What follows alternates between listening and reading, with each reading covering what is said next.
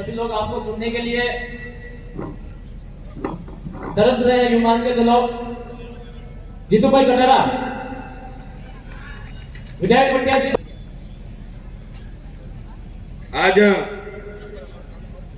उदयपुर लोकसभा संसदीय क्षेत्र के प्रत्याशी बड़े भाई प्रकाश चंद जी बूझ के विशाल नामांकन रैली में पधारे हुए SC ST OBC माइनॉरिटी और जनरल समाज के दबे कुचले लोग आज 70-75 साल से शोषित, वंचित और पीड़ित जितने भी लोग हमारी इस नामांकन रैली में पधारे, उन सभी को एक बार मेरी ओर से धन्यवाद, आभार, जोहार करना चाहता हूं साथियों।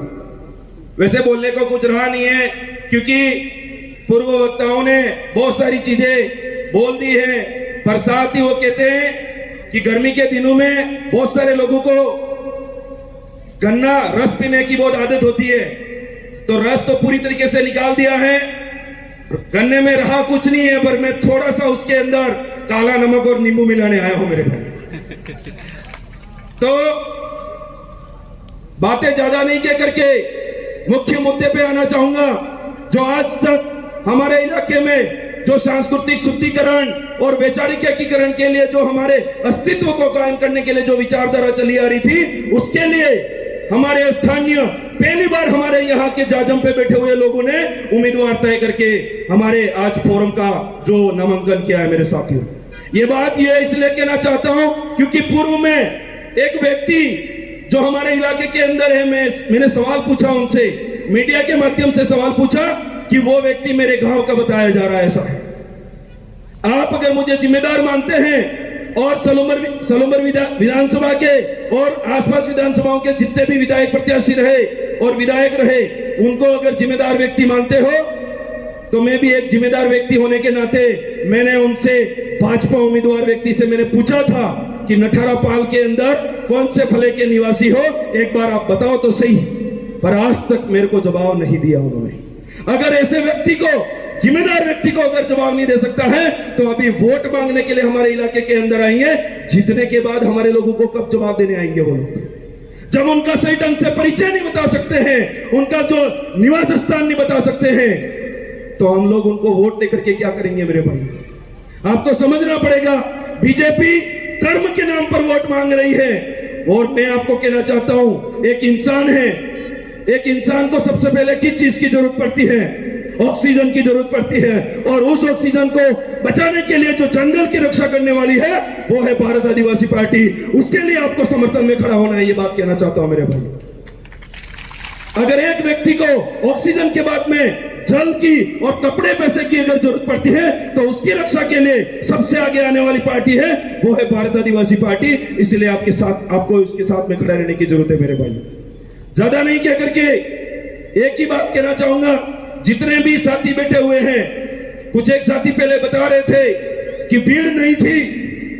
भीड़ तो क्या हुआ कि एक तरफ भूचाल आया था, आधे तो उधर ही है, आए नहीं है, और हम बच कुछ करके कुछ एक आ गए इधर। इसलिए दूसरे तीसरे दिन अगर होता तो यहाँ डूंगरपुर वाले भी थोड़ा सोचते कि उदयपुर वाले भी किसी से कम नहीं है, यूं लग जाता उनको। ये कहना चाहता हूं। और ज्यादा नहीं, हमें भीड़ नहीं चाहिए।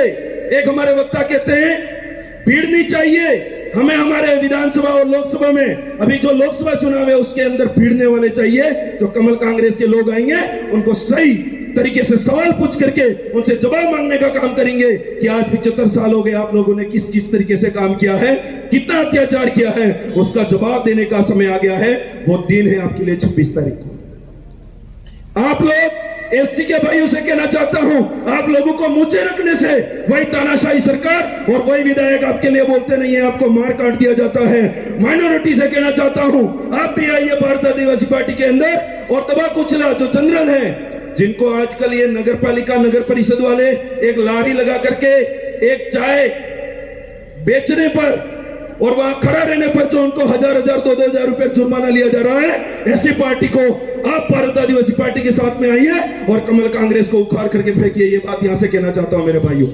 ज्यादा नहीं कह करके हमारे आदरणीय भाई बोलने बाकी हैं, इसलिए आप सभी भाइयों को धन्यवाद, आभार, जोहार, धन्यवाद, जय संविधान। बहुत बहुत धन्यवाद।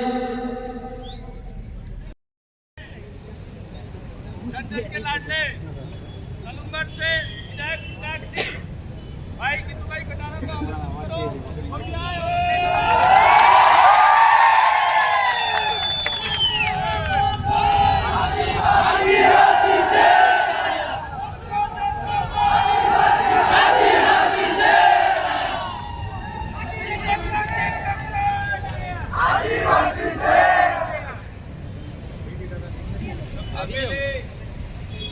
आप सभी मूल वंशजों को यहाँ इस महारैली में पधारे हुए तमाम मेरे गणवीरों को और को मेरी ओर से क्रांतिकारी जोहार आप सभी को। बोलना किसी अच्छी जगह भी था, पर हम लोग अच्छे किसी मंच के मोहताज नहीं है। हमने तो धरती में से जो ज्वाला निकलती है वहां से हमारे जो चीजें हैं वो बहुत सारे व्यक्ति बोल रहे हैं कि ये कितनी देर बैठेंगे।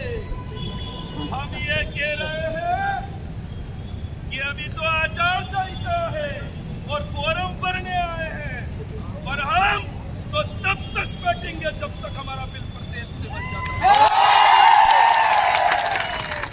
मुझे कह रहे हैं कि ये तो इतनी तादाद में आए हैं। अरे हम तो हमारे जो कुल है पुरखे हैं, हमारे घर के आदर्श लोग हैं, उन लोगों को भी घर पर बिठा करके आए हैं, क्योंकि अब रण की तैयारी हो चुकी है। उसके अंदर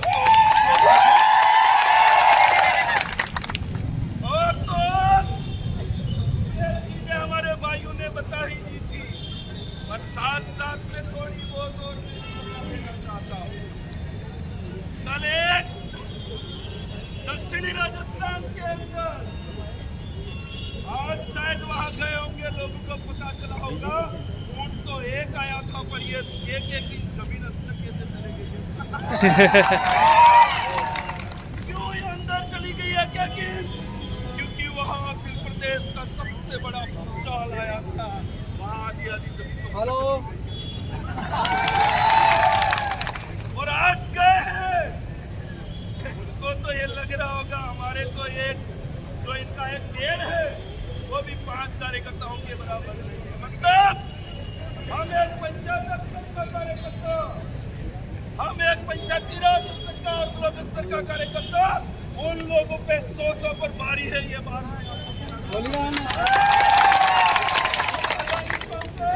क्योंकि वहां पर भी बोलना है और हमारे लाडले लोकप्रिय और क्षेत्रीय उम्मीदवार हमारे बीच में पहुंच चुके हैं। अपना फोरम करके तो इनके माध्यम से ये 2 शब्द बोलेंगे और अभी जाकर के पंजाब में बैठे हैं, वहां 2 घंटे सभा और चलेगी।